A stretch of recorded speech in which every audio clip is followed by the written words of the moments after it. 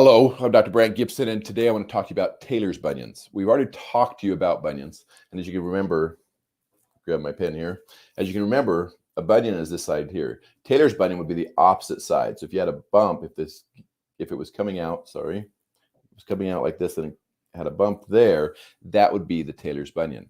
So let me progress a couple over here, and So with the Tailors bunion, basically what's going to happen is, we'll start over here. Basically what's going to happen is instead of being nice and straight, where you can see these are all straight, this is actually turned out. You can see a little bit of a curve there, but that's not very much. If we go down here, this is a different individual, a different patient, and you can see that instead of being nice and straight, you can see the big curve on that. And that makes the prominence right on the outside of that toe. It makes a pretty big deal. And just like we were talking about with the bunion, instead of being straight like that, you got the toe that will start to turn in, which makes this prominence even bigger, becomes even more of a problem. And so the idea with that, similar to a bunion surgery, if you were to look at this, you're going to say, okay, well, how do we treat this? Here, we'll go over here first. And what you're going to do is you're going to actually do a cut right through the bone so that you can actually move that whole thing over. And then you can actually move that thing that direction. And it allows you to straighten that bone out. It allows you to alleviate it. And just like the bunion, typically the way I do this is we're going to actually do a cut through the bone that's like this. It crashed. Okay, what we're going to do is we're going to do a cut through the bunion, basically in a V-type cut. Let me go back to the screen we're supposed to be on here.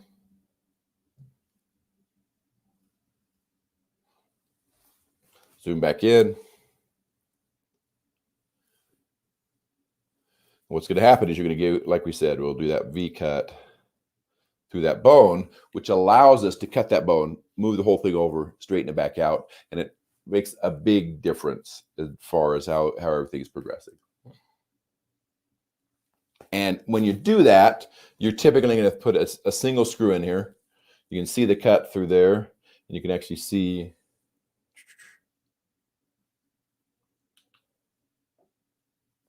you're going to see the cut through there. Let me see if it'll let me do that. You can see cut right through there. You can see the screw crossing over that cut. And as we go up to this other side here, and that screw is also typically buried in bone, and it will come right to the tip, right, so it's right at the tip of that bone.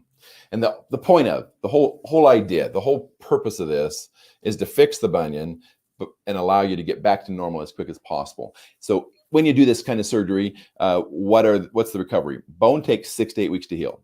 So you're going to be limited on what you can do for at least 4 to 6 weeks. Typically, you're going to be in a boot and limited how much walking you can do on it for that period, 4 to 6 weeks.